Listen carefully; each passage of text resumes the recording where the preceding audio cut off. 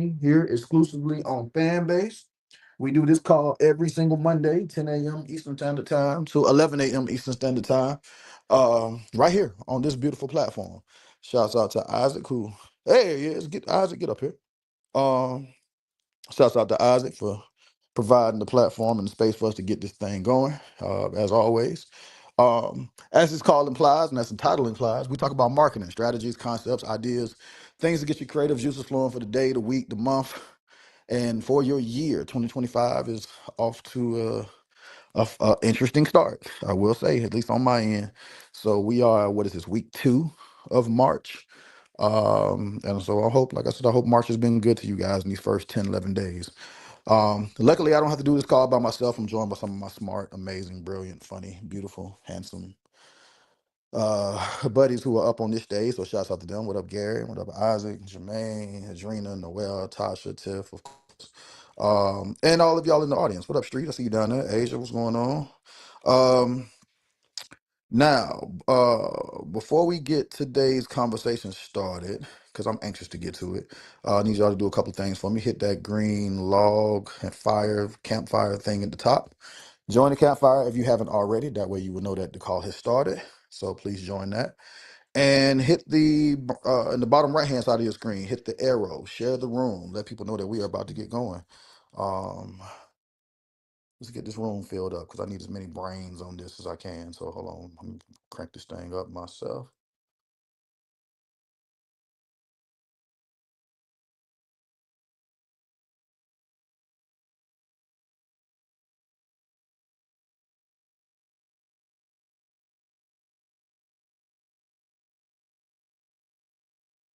Any updates on fan base we need to know about? Oh, did he go away? This guy. All right. So I guess Isaac kind of jumped off for one reason, or he took a phone call. I'm sure he'll be back. Um, I know I saw him post that they had hit, I think it was 10.3 million, if I'm not mistaken. On the last thing, have y'all seen the last Isaac post as far as what the raise is? Gary, you seen it? Yeah, he's 10.3 now. He's big money. We're almost at 10.4. Yeah, and I think the overall goal is 10.397. like 17. Is it 17 or 19? What's the goal? 17, I believe. 17 mil. 17. Okay, gotcha. All right, cool. Cool. So I'm sure when he jumps back on, he'll have something to add to it. I will hang tight for that. But I'm ready to get into today's conversation. I mean, whenever he joins, he can give us an update then. So, okay, this is weird. All right, so I don't know how many of you guys on this call are familiar with Southern Soul. Um, Many people who when we ask and when we bring you guys up from the audience, I know Gary would say, "Well, where are you calling from?" And I've heard, DC, Baltimore, L.A. I know Duran calls in a lot of times from L.A. We get people that's calling from New York, from Philly, all over the place. But Southern Soul, as a musical genre, has been very, very unique to the South and the Southeast in particular. We're talking about, saying Mississippi, Alabama, South Carolina. Um, Texas. This is kind of where it grows. South Georgia, Middle Georgia. But the sound of Southern Soul in particular has really evaded the cities. So if you're not familiar with Southern Soul, this is the craze that you guys have probably seen on like TikTok and Instagram with everybody doing the Where Them Fans At, the Boots on the Ground song, the Pokey Bear song, Going Home to Be With My Side Piece. All of these like country, almost, not even almost, but blues, uh leaning, kind of country leaning, blues leaning type of records. A lot of these line dance records that are becoming very, very popular, that is Southern Soul. So if you like, that is the genre. Like depending on where you grew up and how you know it, you may call it the blues. My cousins who are in Mississippi, they're the ones who kind of put me onto it. I had heard it long time ago when I was young, but I would take you guys back maybe about 7 to 8 years. My cousin Antoine, who's in Hattiesburg, Mississippi, his son had a tragic death, and we all went out to the funeral. We were in Mississippi for the weekend, and we're having like like the get together of the family like the day before the funeral. So we're all at a park, kind of hanging out, kind of cookout, family reunion ish type vibes, and they're playing music. They're playing the stuff that I'm familiar with, right? They're playing the Chris Browns, the Trey songs, whatever was hot at that time as far as R&B. Because I mean, mind you, this is a mixed crowd, so this is old people, young people, everybody's there. And we're, my family, we keep it cool. We don't really go crazy on like hard hip hop when grandma's around and aunties are around, right? So they're playing R&B records, and at one point, one of these Southern Soul type records comes up, and after about 20, 30 minutes, I noticed that this song or songs like it are still playing. I'm like, yo, what are we listening to? It's kind of like we kind of looked up. Me and my other cousins that are from Atlanta were all kind of laughing, like, yo, what is this? Like, how did we end up on this particular type of music for the past 30 minutes? But we noticed everybody else looking at us like, y'all tripping. This is what we listen to. So I asked my cousin, I said, yo, what is that? He said, man, that's this guy named Tucker. I'm like, oh, okay, cool. Now, Tucker and the music that we were listening to me, felt like he might have been 55 years old, just in terms of like how the music sounded. I say, yo, man, why is it that the kids here are dancing and knowing this 55-year-old man? He's like, bro, Tucker like 29. And I'm like, what? There's no way that this person that's singing and making this type of music is a young dude. But he's like, bro, that's what we own out here. And so fast forward to 2023, the company that I currently work for, 1RPM, we started signing a lot of the Southern Soul artists. So I got more entrenched in the music, more familiar with the music. And as I grew more fond of it and started seeing it trending, I started telling people like that. I got this on record. I actually did an interview with this guy named Jason Rodriguez that used to work for XXL, and he asked me what my predictions were for the music business going forward from 2023 on. And I said, hey, you're going to start to see Southern Soul become way, way bigger. This is online. You can Google this. I said this in the top of 2023. And fast forward to now, and now you're seeing Boots on the Ground is probably one of the biggest songs in the country at this point. Like, it is huge. And I know you guys have seen the dances. Like, me and Tiff kind of, we'll send each other memes and little videos that we've come across like lately. It's like really funny to us. There's line dancing classes going on. And I said, even last year, I said, there's a segment of the population that grew up on this music, but once like the cities get a hold of it, once Atlanta gets a hold of it, once Miami gets a hold of it, once Charlotte and like the quote unquote more urban city leaning type cities, once they get on the music, once the Jada Waiters, the Aries, the young socialite Instagram girls, once they get on this music, this shit out of here. And then now here we are. So I want to have a conversation about the marketing of Southern Soul, because I know that there's longevity in it, because it's before it ever got to us, it was already popping. This is something that has been people grew up on. This is not a fad type of music. This is not music that's going to go away tomorrow. Even if us in Atlanta treat it like a fad and we stop doing the line dances and we stop kind of involving ourselves in it, it's not going to go anywhere. But I'm curious to hear from you guys, how does that genre as a whole avoid kind of ending up being something akin to like what drill hip hop was, or drill rap?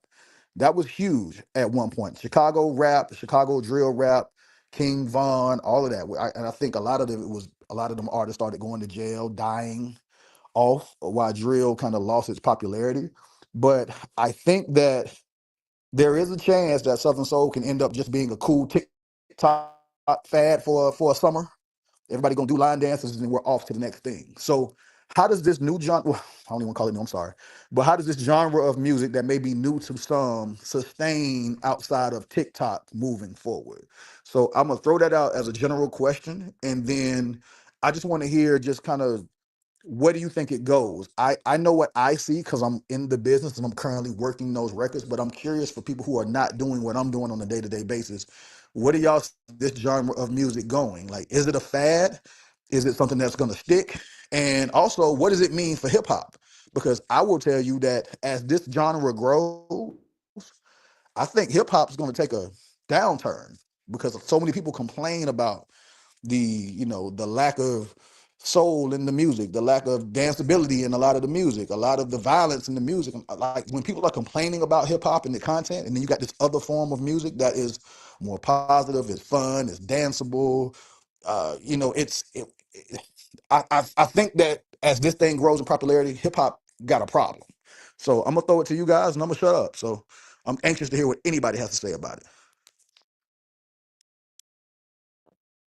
Well, I became a fan of more soulful music, like maybe 3 or 4 or 5 years ago, listening to this dude named Gary Clark Jr.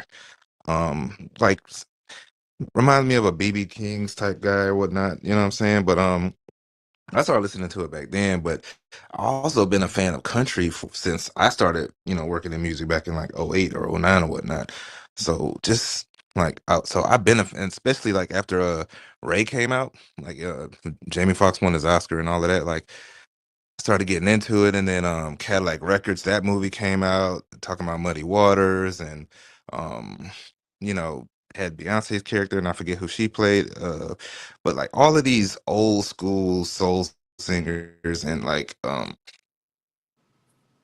blues, you know what I'm saying? And I seen through those movies how the blues affected rock and roll, and how like the Rolling Stones came over, started messing with Muddy Waters and BB King, and like started touring with these guys and letting these guys write and produce with them, and so on and so forth. So it's a really old genre, like you said.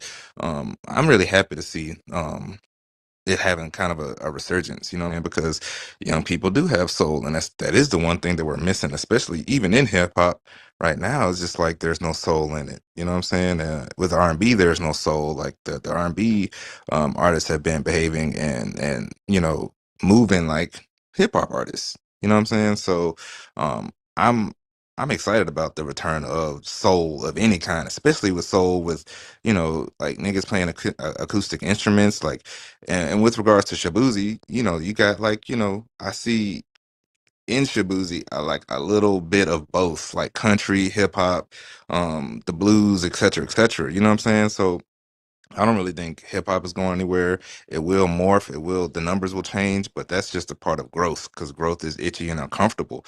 But soul, it has a place here. I'm excited. Yeah, I think I mean it's funny that you mentioned Shabuzi and all that, because there's a post of mine on Twitter when Beyonce announced that she was doing the country album, and everybody was so excited. I think Texas Hold'em had already came out, and I said even then, I'm like, hey, like there's a middle ground between us going from hip hop R&B fans to now all of a sudden we're country music fans. And I've seen people having the country music and we created country music, and that battle online as it regarded, Beyonce and her reception from the actual country music community. And I remember I told people then, I said, hey, like there's a middle ground here with this Southern Soul stuff. If you're not familiar with it, this is what it is. And I see my guy Street Politician, he's in the audience as well. So he's part of the Coalition DJs. And one of the Coalition DJs, DJ Smooth, he's been championing this sound for a while. He's down in Macon, Georgia, and like this has always been a thing. Like those were the guys that were telling me about Juneteenth 15 years ago, before Juneteenth became a thing. Not that it became a thing, but before it became a holiday, and we were stopping and celebrating it, and there were T-shirts and merch and stuff at Target and whatnot. Like they were already doing this. So this sound, this type of lifestyle was already a thing. These line dances were already a thing.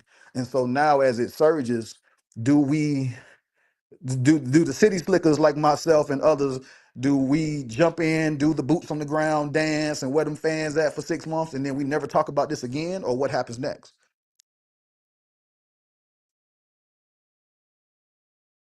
Oh, Street, what up, Street? I'm glad you brought up here, man.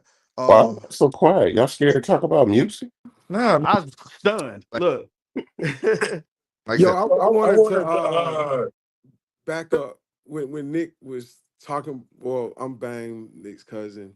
So big before I fan. start, um, and I went to college in Mississippi. I went to East Mississippi, Last Chance University, and I went to Jackson State. And coming from it, obviously, most African Americans live in the southeastern quadrant of the United States. So that South Carolina, Florida, Alabama, Mississippi, and yeah, I would go to a lot of events, and a lot of times the my peers would listen to the same music we were listening to: Cash Money, No Limit, Dungeon, and then there's a point of the night, like if stuff starts winding down closer to 3 a.m., the it'll start shifting probably around 1:30 to like the blues, BB King, Um, and then you have, and now there's these artists are slipping my mind, but like a lot of uh like blues, deep Mississippi blues artists, and my peers, it could be dope boys, it could be athletes. They knew these records. It's like the blues never left Mississippi. And it never left that kind of Alabama, Mississippi. And in Atlanta, because of the way we shape shift so much, it feel like every 10 years our city shifts into different things. And so you'll go to a party here, and I've been to a party celebrating someone's aunt who was turning 65 here. And the whole time the music is current rap music. And it might go into a little bit old rap music, but it be current rap music, and then it go into some Mary J R&B. But that same person turning 65 in Mississippi, it shifts. The music shifts to these kind of blues songs that are the essence of Southern soul, and everybody, young, old, they know the records. And you're actually very cool because you know these records. It get you cool points. Like you're the and I always wondered in Atlanta why at a birthday party for somebody 65, why it never shifted to that sound at some point at the house party, why it stayed current V103, but the person turning 65. And so I like this kind of balance of music. And Nick, a couple around that same time when you got the RPM, I just didn't do a good job of trying to sell you on them. But my banker, the Sky Watley, Sky Watley. yeah, yo, and I because I used to go into the bank and try to deal with my account, and he would try to play me music. Like I think that was it was like I don't know, I that was tough for me. I'm like, damn, I'm in the bank and we're doing a listening session. So I didn't really sell you on him the best way I could have, but it's just been amazing to see him and Gip kind of add that to the repertoire. And Scott was a regular rapper back in the day, and he Yeah, I found that remember. opening. So So yeah. I have a theory. I have a theory on that. First of all, your banker playing you music is the most Atlanta shit ever. That's a thing. That is ridiculous. The second thing is I feel like the reason that the music doesn't shift for the 60-year-old in Atlanta, I feel like any major city, right? And correct me if I'm wrong, any of y'all that's from other cities. And when I mention major cities, I'm talking about Atlanta, DC, Chicago, Philly, LA.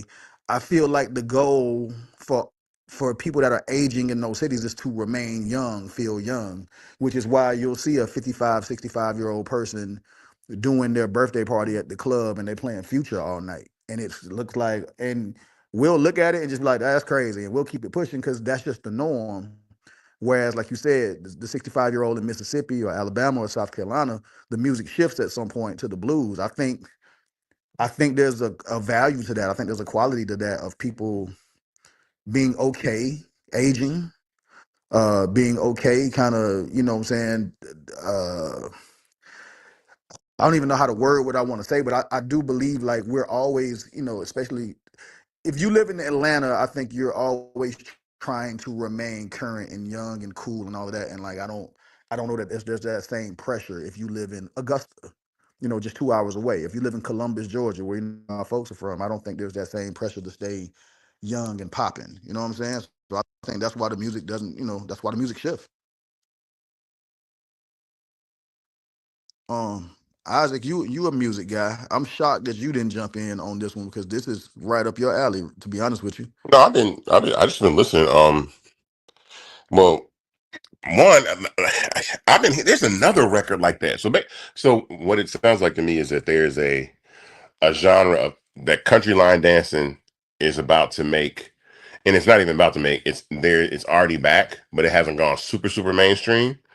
Um, but because I remember, we remember like Cha Cha Slide and all that kind of stuff. So those records are making a huge come back. And I think because of the collaborative community aspect of social and video and dancing, like platforms like TikTok and stuff like that, that you can make those dances and everybody can kind of do their part and join in. So that's why I think I will say I probably think it is a fad in the sense of saying it won't sustain long term. It'll be something that's culturally relevant in those spaces. But I always say hip hop is the only like real time art form. That's what makes hip hop different. We're talking about hip hop, then hip hop is the only real time art form, which means most of these other songs talk about emotions and feelings, in particular like um, subject matter, where hip hop talks about what's happening right now. So it's very inclusive of what's going on. So I'm pretty sure that Elon Musk is in a rap record somewhere right now. You know what I'm saying? Something about Elon Musk is in a rap record, and so or whatever's going on in real time. So the real time activity of hip hop will always make hip hop sustain. With this type of music, it's inclusive. It's something that everybody can do. So if you're 6 or you're 60 years old, you can participate in it. Again, I refuse. I said this the other day. I refuse to learn that Tamiya dance. I'm not learning that Tamiya dance. I refuse. I refuse. It's too many steps. I ain't gonna do it. I don't. I seen that it's made its way to the white community and they're taking over, and good for them. I'm not doing all them steps. That's too many steps. But there's another song that's like that, and it's young though. But it's like I want to say it might. I can't remember the name of it. It's another song just like that I heard probably in the last couple months, and I was like, oh, and the college kids is doing it like crazy. Like you Yeah, see on the no, it's college the campus. it's the dude named Tonio Amar. He got that he took the I Like Them Girls beat and flipped it into a Southern Soul song. So it's a line dance song. Yeah. That's like they're two of the biggest songs out right now, Southern Soul records. And I'm gonna stop you there, Isaac, because I actually want to throw something out there. Hmm. Because I also said this, because I predicted this at the top of the year, like because you said that hip hop is the only real time art form, Yeah. and I think some of y'all will get this analogy, right? So y'all know, like when UFC became popular, a lot of those people that were doing UFC were people that would have been doing boxing. Yeah. They would have been doing even probably football, but they got into UFC, but it was a little bit more aggressive, a little bit more no holds barred. They liked the competitiveness of it, the toughness of it, and a lot of what made UFC popular. We also saw the decline in boxing. That's kind of what I'm saying. I think that what will shock a lot of people with Southern Soul is that these guys are young. They sound older, but a lot of these guys that's making this music, like the kid Mike Clark Jr., who's here in Atlanta, that Mr. College Park, the Smurf, he signed. That kid 20 years old. And I think if you start getting a bunch of 20-year-olds that would have been rappers at one point that decide, I'd rather do this, I think I think you start to get more relevant, current, real-time records like what you're saying, Isaac. But also, again, if these kids stop rapping and decide they want to sing and use their church roots from choir practice when they was kids in Alabama, in Georgia, in South Carolina, you start to get more relevant, real time, current records. Now you start to get some lyrics about Elon Musk or Donald Trump in a Southern Soul vibe.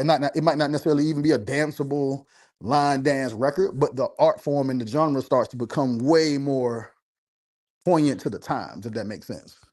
Oh, it does. It's a well. I also think for the first time, and probably a huge credit to Beyonce, is that Black people are feeling comfortable reclaiming art forms that we abandoned that other people took. So, and I know that country music doesn't necessarily.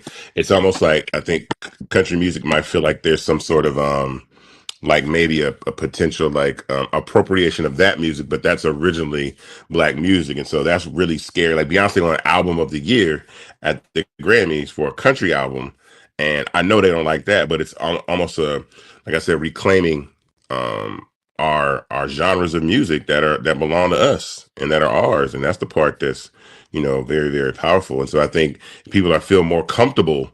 I think Black people feel more comfortable heading into the space of country, heading into the space of Southern soul and line dancing, because those are our things as well. And so that's why I think it'll make a comeback. Now I don't know how the rest of the world will feel about it. But once we get popping with it, it'll, we'll take it to another level. It'll get there and be something pretty absolutely interesting. Well, okay. Well, here's the thing. So it's 10:30. I want to start bringing up people from the audience because I see the chat going and I see people that are raising their hand.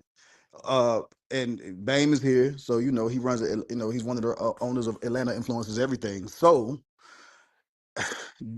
will Atlanta influence this? If Atlanta, as we've seen, if Atlanta gets on top of something, because that's what I'm starting to see. Like this art form is not new; it's been around for a while. Like this genre of music has been around forever. But now that Atlanta and the quote unquote young cool kids is on it, now it's a thing. So if Atlanta does the thing that Atlanta tends to do, does this shape everything else around it? Well, let me just throw this in real quick, bro. Like Future Blood on the Money, to me, that is a country song. It's sad as fuck. It's slow. It's You I ain't mean, wrong, actually. Atlanta getting into country or getting into soul music or tapping into soul, like, I hate what the brother got to put himself through to get there, but Dirty Sprite too. There's a lot of country records on that motherfucker. Like Blood on the Money would have been a BB King song, you know, had he been, you know what I'm saying? So that's what I feel like with regards to Atlanta's future influence on it. Like, and it's very exciting to me because I've been missing that type of, craftsmanship. Yeah, they're all blues Like I, records. I love ballads. A lot of Future records, a lot of Gunna Yeah, records. Those are blues records. Rod Wave is they're blue blues. Rod Wave is basically a blues artist. pretty much. Exactly. I found the record. It's Cupid. So Cupid had the Cupid Shuffle. He Right? got another one called Flex. Have you heard that record? Yes, I've heard the Flex record for sure. That one is like I seen some kids doing that like maybe a month ago. Like and they like the kids love that shit. Like they going crazy over that. So I was like, oh, he came back and got another one like 30 years later. And that's on 4 years old. But if you Google like Flex line dance challenge or whatever, people are starting to do that. It was older people. Now the kids are doing um the flex song. So it's absolutely, that it's definitely surging back. Yeah, it is. So Gary, I see you brought some people up here. Let's get them up here on the stage and let's start talking. Good here. Davio, welcome to the stage. Tell us where you're calling from. What would you like to add to the conversation? What's going on, Rome? So I'm Davia from Atlanta. And I love that y'all actually spoke about this because Southern Soul is really hitting right now. And I think part of the big reason is because of its emotional authenticity. I think subconsciously, like it's it has the ability to create movement. And I think right now for like the political climate and stuff, we need a sound that doesn't sound like struggle, but discusses the current struggles in a way that makes people feel connected. And I think it's all about realizing its potential to be the sound of uh, whatever movement is coming next for us. So I think it just has a whole lot of potential. Um, and it's here for a reason. I think it's here for a lot of the healing benefits that it has that we may not have even be able to see just yet. I agree. I Thank you. love that point. Yeah, she said like it's music that doesn't sound like struggle but has that in there. I love that. That's a great point. What was that phrase you said? Emotional what? It Authenticity. Exactly. Thank you. Yeah, I appreciate that. That was an excellent point because there is it's like emotional authenticity is a layered thing that like hip hop can't only offer it through, their particular lens of struggle, violence, et cetera, et cetera, et cetera. Like there's a whole other like layer of people who experience and want to express their emotional authenticity a whole nother way, which again, like that's what art is about. And I love that Black people gravitate to and support art in all of its in all of its forms so easily and so readily. I appreciate that about us. Thank you for that, Davia. Daniel, welcome to the stage. Tell us where you're calling from. What would you like to add to the conversation? New Jersey. Just want to say thank you for having me up here. I just want to say that soulful hip hop is, it's nothing really new. It's been around for a while. I remember the days of Tribe Called Quest when they were new and Queen Latifah. I'm just happy that it's actually going back in the direction of positive rap because music is basically a mantra, and for so long it's been in the gutter. Those things that you sing and you say it over and over again, it affects your psyche. That's just my personal opinion. And as for the Southern style, hey, I'm all for it, man. Hip hop is literally like an ocean. It ebbs and flows. It's gonna constantly change, and it's gonna go in different directions. And as for country and hip hop, we created it, so it's only right that we take it over. I'm gonna go on mic. Thanks for having me. Hey, thank you. From a marketing standpoint, guys, I really feel like okay, so I'm like I said, I'm 44 years old, so I'm old enough to remember the beginnings of hip hop, right? I have an older brother that's 10 years older than me. So he was the one that put me onto a lot of things, probably at an age that I probably shouldn't have had a hold of certain things. But, I'm well versed on LL and Slick Rick and Run DMC and NWA and all that stuff, because when I was 8, he was 18. So I was learning those words and getting into that music. But I remember, and I think all of y'all remember when everybody, hip hop is a fad, hip hop is a fad. But at some point, besides just creating music, there were extensions of hip hop that added to why it's still around. And that's kind of what I want to tap into from the marketing standpoint. Like Southern Soul at this point doesn't have a DJ Academics, a Joe Budden, a World Star, a Say Cheese, you know what I'm saying? Like there's no, like who is the Source or the XXL or the BT or the whatever, the Yo MTV Raps, the 106 in Park of Southern Soul. Like it's missing platforms and infrastructure, magazines, places where you can learn about the artist. Like those are the things that I think it needs. Otherwise, it does just become a cute little dance thing that we do for a little while. So what else do we tap into to make this make sense? Well, I think it'll be interesting to see what happens when Beyonce kicks her country tour off. Then all types of platforms, like there would be all types of growth support mechanisms in place to support like anything, all things country. Like it'll be dope. Like we'll see if Rap Radar shows up. You know what I'm saying, to interview her. Like we'll see. Like you know what I'm saying, like Shabuzi and all his people. Like these are all new people. You know what I'm saying. And I love this dude's album. Like you know what I'm saying. So who knows where he's going to be 2 or 3 years, who he's going to want to bring with him on tour.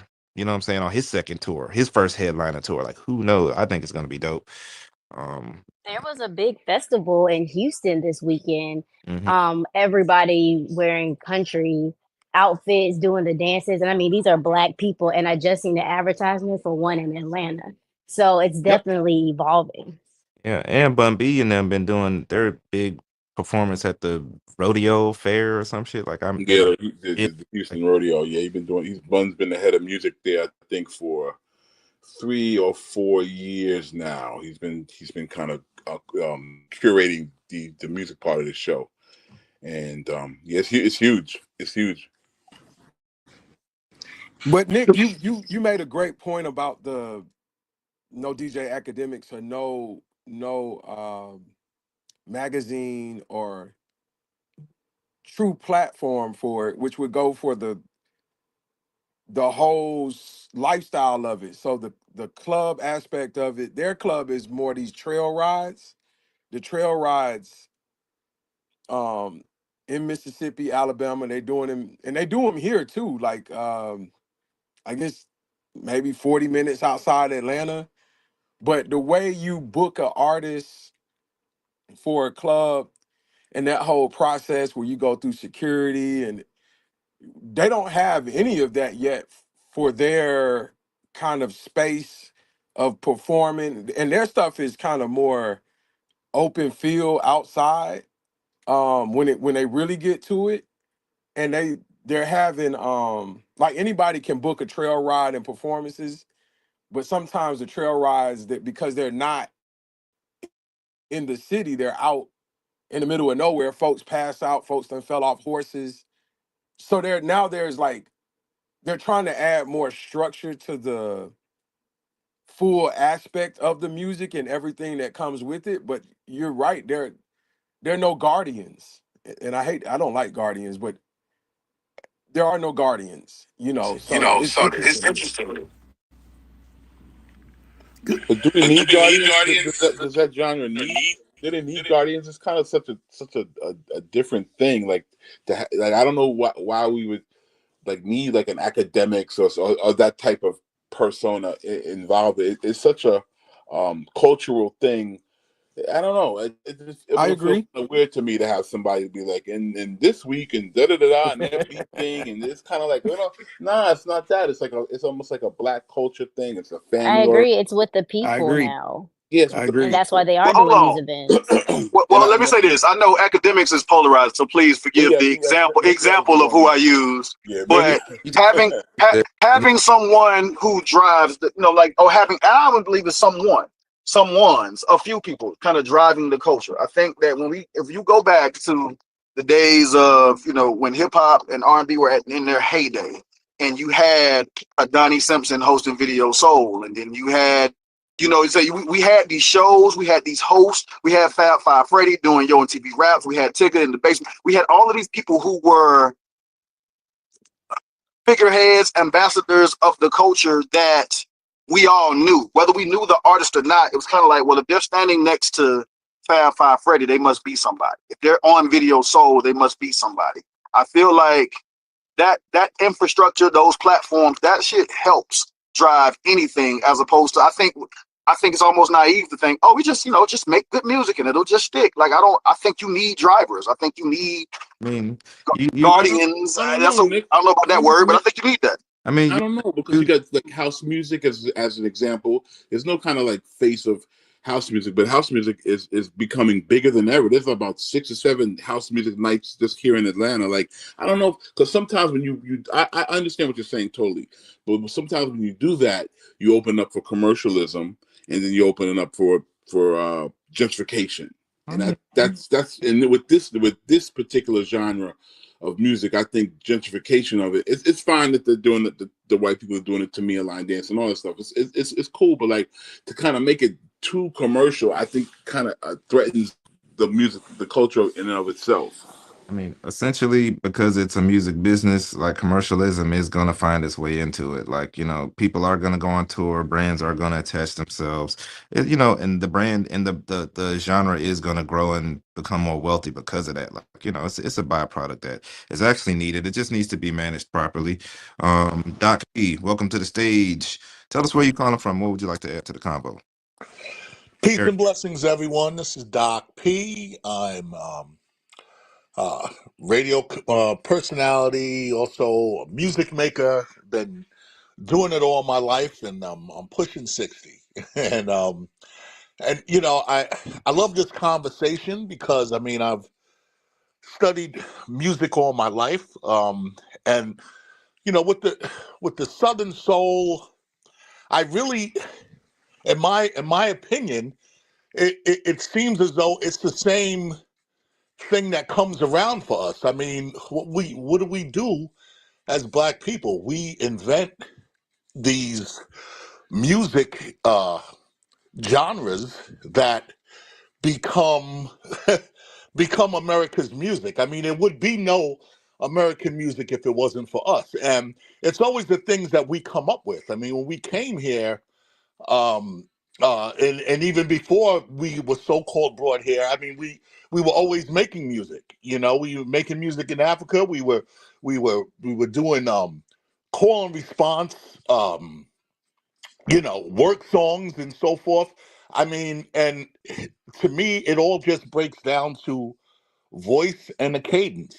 That's all that hip hop is. That's all that when I go back and look at gospel music and blues. And blues is, I think, in a lot of ways, the foundation. I think Southern soul is just blues being remixed to us in a different way.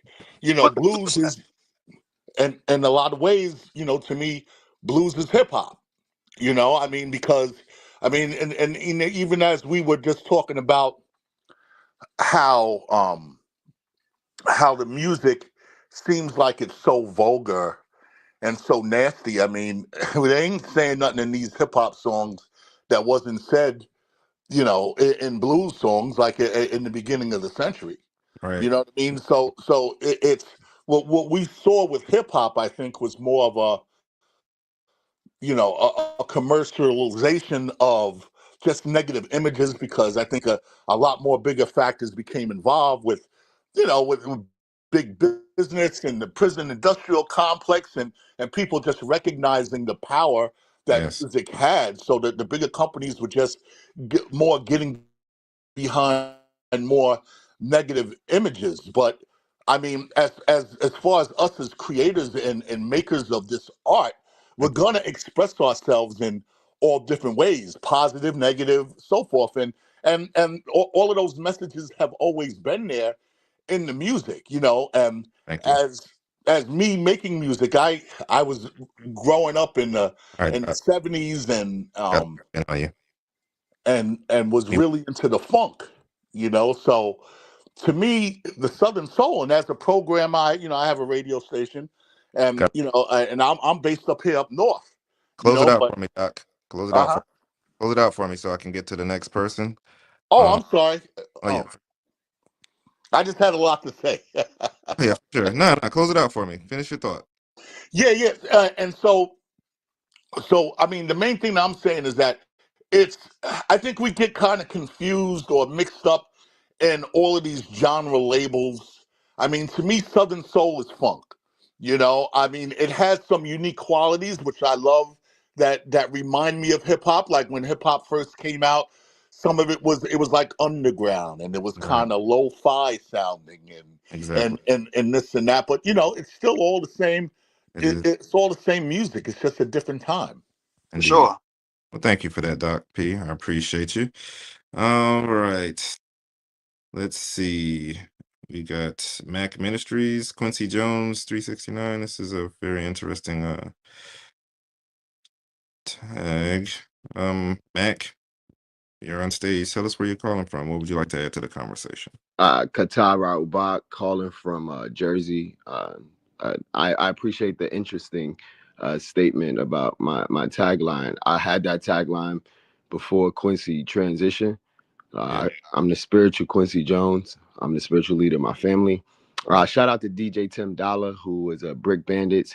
He just transitioned a couple years ago. But like I grew up in the 80s, like grew up under hip hop.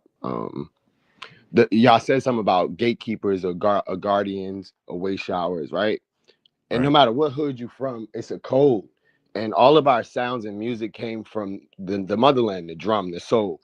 But it has been commercialized. So shout out to Dr. Malachi Z. York, who like was a sound therapist similar to Quincy Jones. He's one of our teachers on Aboriginal rights, land right, indigenous rights, and knowledge of self. Dope. He influenced a ton of individuals. So it's a gate. You have to vibrate a certain frequency to talk about those. I think the young lady spoke about how Southern Soul is the music of our struggle, but not sad. Just like our ancestors that were on the boats or on the plantations, they had the sing to be able to give notice of what's going on, but they also sung for protection. They sung for manifestation until some people started giving our secrets away to the slave masters, aka the capitalists.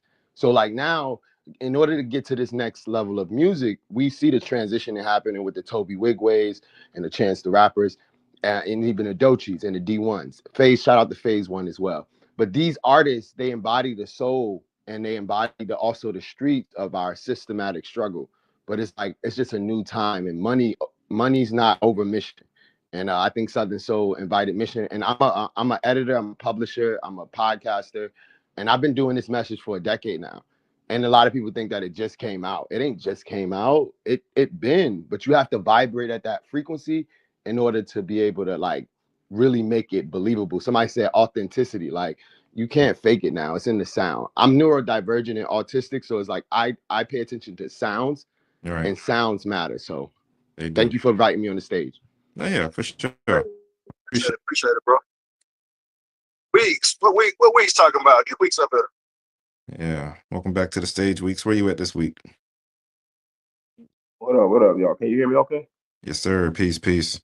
Okay, peace. I'm hiding in the cycling room at the gym, so it's quiet, but I'm in the Atlanta Metro. And I just love what y'all been saying, and I think that this could with the whole Beyonce idea, and because what a lot of us didn't realize or do realize now is that that whole Texas thing, this whole horseback riding thing, has always been the black culture in Texas and Georgia and some of the northwestern states.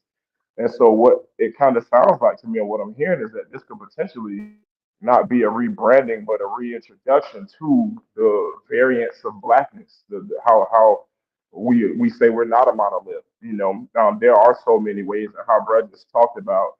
Each culture, each hood has a different sound, and I love how when you watch NWA, you hear them talk about, bro, we was literally making music for Compton. They had no idea that was going to blast off into the rocket that it became.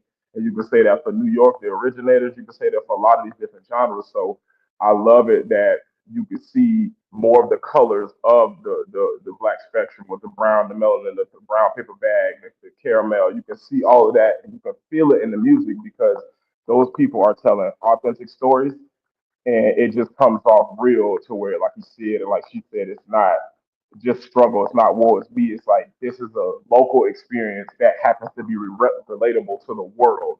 I land there. But I guess my question to the room is: will we embrace that long term? I think hip hop we ended up embracing long term. Now, what was it? 50-year anniversary, was that 23 or 24? Well, that was 2023 was the 50th anniversary of hip hop, right? So I think most people would look at everything, I guess, post the bling bling era, the post Cash Money era, Right. as like when hip hop became quote unquote very commercial, whatever words you want to use. I was a fan. I'm a Cash Money fan, so you can't tell me that bad about none of that. But I think we all look at that era and everything afterwards as, oh man, hip hop lost its soul. It started being sold out for money and the labels, blah blah blah blah blah. But Gary touched on this earlier. This is a business, and y'all are crazy. Y'all think that people who are making Southern soul music don't want to be rich. A lot of them, these guys are performing 40 plus weekends a year. They're getting money. They're doing shows, and I think you're fooling yourself if you don't think that one of these guys wants to be the next Future, Jay-Z. They don't want to sell out State Farm Arena, sell out SoFi Stadium, sell out Madison Square Garden doing Southern soul music. And with that comes money, marketing, labels, resources. Like that stuff is happening. So will we embrace that? Do we even want to embrace it? Because I can tell you for certain that labels are definitely embracing it and trying to figure out where's that next sound, where's that next trend, where's that next wave coming from. Well, And if the wave is going to be line dancing, then we're going to line dance for the next 15 years if no, they can see the money in it. yeah, I say yes, and shout out to Xavier, like Xavier, the statement she made with regards to emotional authenticity, like as long as people are exposed to that and have an opportunity to identify with that and be like, oh yes, shit, this is me. I do want to sing. You know what I'm saying? Like Rod Wave really wants to sing. He just so happens to rap as well. Like it morphs. Like the genre morphs, it grows, it changes. So I think as long as the emotional authenticity is there, people will gravitate to it. And then even without emotional authenticity, if the shit is booming, industry is going to gravitate to it, which is going to propel it forward for the sake of making money. Absolutely.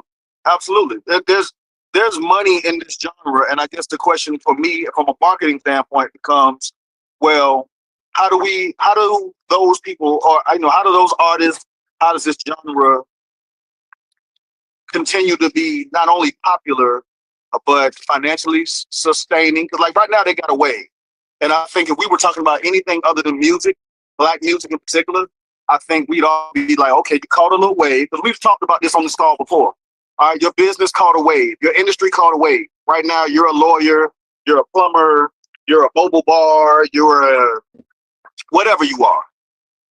This this industry is seeing a surge. How do you take advantage of it? And that's, my question today is like, all right, cool. Southern Soul is having a wave, seeing a surge. How do you take advantage of it? You're a Southern Soul artist manager, a label, a promoter, a booking agent. Mhm. How do you take advantage of this wave?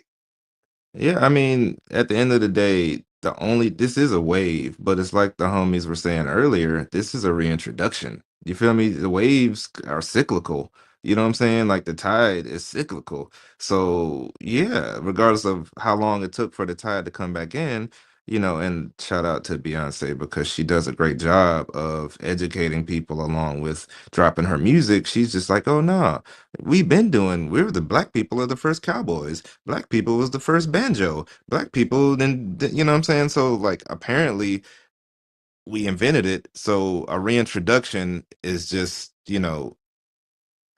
that's where the future comes. Like, that's where the sustainability comes from, is the fact that there's been a through line that's already 100 years old. So, that's what I think anyway.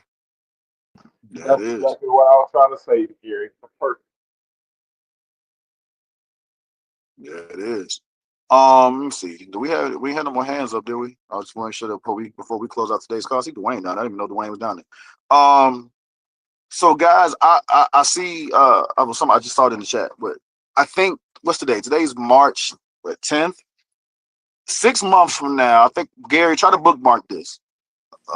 God willing, we all here. 6 months from now, I would love to do another conversation about this and just see where we are. I would love to see if we're still talking about Southern Soul, if everybody's still doing line dances, if everybody still got fans and boots and cowboy hats, and I'm just curious to see where we are 6 months from now, Shit. and if it shifts, did it shift because the genre or the gatekeepers or the artists that did something wrong, or did just society shift? I'm just curious to see where we are in I guess we'll see. September of this year, I guess. Yeah, because I mean, once festival season kicks off, that'll pretty much kind of, I don't know when the South by Southwest kick off. This week, actually. Actually, no, it's going on now because everybody's leaving everybody's leaving like Wednesday to go out there to Austin. Oh, I don't know if I lost Gary. Oh, sure. Nick.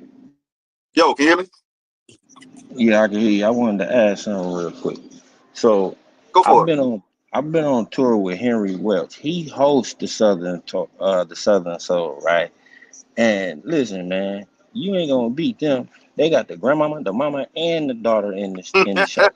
Facts. You ain't gonna beat them. That's the biggest shit going. I've been popping that for the longest, man. And then, like you say, Smooth already got his artist. He's been working with him for about 3 years now.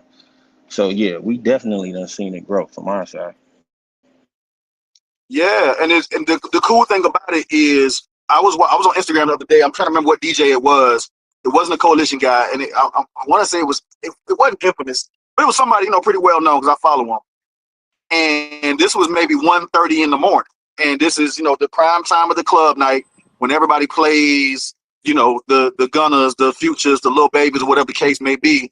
And the DJ threw on that Boots in the Ground record, 1:30 in the morning in a packed club, and it went up. It went up like they just played March Madness or something. That right there told me everything I needed to know for what's going on right now. Like, people love that record. They love the dance. They love the energy attached to it. And if you can get that off at 1:30, I'm waiting until they play it at Magic City. I'm just curious. I'm waiting until Magic City get on it. But that showed me a lot about where we are with that genre. Like, that's a hit record. Yeah, man, like this is a different experience for folks because it's real fun. And that's something we missed as a culture for a while because everybody was getting killed trying to have fun. Yeah, That's a man. fact. I love some safe fun, bro. So, did DJ Stevie? My bad, y'all. I caught a phone call. DJ Stevie, did you get to go? No, I didn't. No, Yeah, tell them go for it. yeah. Please tell the people where you calling from, my brother, and All right. like to add. Peace in Jersey. Name's Steve Craig, calling from South Jersey. Probably one of the oldest in the group at 62. I can tell you I've been around since the inception of hip hop. When I say been around, I've worked with a lot of cats personally. My business partner is Ike C from Soul Sonic Force with the Planet Rock record, and I've been through all genres of music. Right now, house music is huge because it's about fun. I do a big festival here, South Jersey. Last year, we did over 9,000 people. The biggest festival, which is up in Roselle, Their festival is seeing just short of 20,000. I've been around Southern Soul from back to Johnny Taylor days, the ZZ Hills. It was blues, but it's still considered Southern Soul because of the story and everything that's involved with it. And it's huge. And right now, what I'm hoping is that the money does not get involved when it comes down to these big record labels and everything like, because they're going to ruin it. Same thing with hip hop. Hip hop was great until the record companies got involved, because those companies are going to want you to do what they want you to do. You're not going to be able to have the creativeness to do what you want to do. That's where the problems are going to start at. And so I'm loving what's happening right now. I'm talking with my team now. We're talking about producing the largest line dancing festival that's coming to South Jersey. And I got a lot of things on my plate. And I just hope that I'm going to start traveling to some of these different things. I was talking with my boy yesterday from Richmond. Richmond is doing a lot with the trail rides and this and that. So it's coming and it's moving. Same thing with the house music now. You got house music down in Houston, and so Miami. So it's moving all over the country. But I hope that we just keep control of it, because the minute that corporate America gets involved with it, it's gonna be problems. And that's all I got to say. Peace and blessings to everybody. Hey, man, I love this. Hey man, blessings to you. But like the homie said, bro, the money's coming, industry is coming, and it just needs to be managed well, so that way you and your people can buy Porsches and condos and things of that nature. Nobody wants to be a poor, starving artist. So the money's coming. That's a good thing. It just has to be managed well. And being that you're at the forefront of it, you can't hope. You have to be intentional about creating processes and systems that make sure it's, because hope isn't a plan. We didn't have a plan when hip hop first came out, and we see how that turned out. We didn't have a plan when niggas was doing soul music back in the day. We see how that played. Rock and roll played out. You see what I'm saying? So just be intentional. Don't be scared. You're in control, so actually be in control. Get that money. Well, all right. Well, look, it's 11:01. I do want to throw one last point in before we close out today's call, because, like I said, I work at a music company. The labels are involved. The labels, they want to be involved. Atlantic Records is trying to sign one of the biggest Southern Soul artists out there because they see the streams, they see the potential, they see the money that's in it. This guy, I won't even say who it is, because I just want to. I think it should be kept under wraps. But you don't want to start a bidding war. Well, I ain't even that. We ain't trying to sign him. We know we can't sign him. Like I say, everybody throwing money at this particular guy because he's the guy. He is the right now the future, or the Jay-Z of Southern Soul right now. And this kid, 30 years old, 31 years old, something like that. So the money is coming. What I will say is, for everybody who is familiar with the beginnings and the kind of the genesis of hip hop, is when the labels first got involved with hip hop, they had no clue what to do with it. So for a while, they did let these kids just kind of run amok, because they were like, yo, we don't know what to tell them. There's no direction we can give because we don't know the business of hip hop just yet. And I'm seeing the same thing. None of the labels really understand the cultural nuances of Southern Soul. Trust me, as a person who sits on the phone with Apple Music and Pandora, like when I'm hitting these people and saying, hey, trying to get some listening for this Southern Soul record, we're trying to get, a show opportunity at, or a sit down or some kind of content thing with Apple Music, Spotify, whatever the case may be. Keep in mind, these people are in LA, they're in New York. They don't know this music. They don't have the context of where the music comes from. Because it does sound, if you're not familiar with the sound, it does sound old. It does sound country / Southern. It doesn't sound like what you may be typically used to. So a lot of the companies are like, we're going to sign it because we know it makes money, and then we're going to shut up until we figure it out. But then once they figure it out, I agree with you. I think they're going to start telling, okay, well, this is how you make a hit record. This is what you got to do. We got to have a dance. Like that. We start with that shit. Of like, hey, we're not gonna let you put this record out until you got a viral dance attached to it. I think that's where you get label business, label politics, label thinking involved. But right now there is a freedom, and I'm curious to see what it is. Like I said, Gary, 6 months from now, we need to have this conversation again in like September and just see where we are. Because I'm curious to see how this thing grows, if it grows, and where it grows to, what kind of the next phase of this is. So we're going to wrap this call up. I appreciate everybody who jumped on. We do this call every single Monday, 10 a.m. Eastern Standard Time to 11 a.m. Eastern Standard Time. right here on Fanbase. Join us. Tell a friend to tell a friend. Y'all talk about the Southern Soul stuff. Leave a comment under the post that I made here on Fanbase, and just let's kind of keep the conversation going, because I think we are at the precipice of something special happening, and this can be really, really cool, and we get to see the very beginning of it in a lot of ways. So y'all tap in with us, and we will talk to y'all next Monday. All right, love and respect. Peace. Bye. Peace. Appreciate you guys. Bye.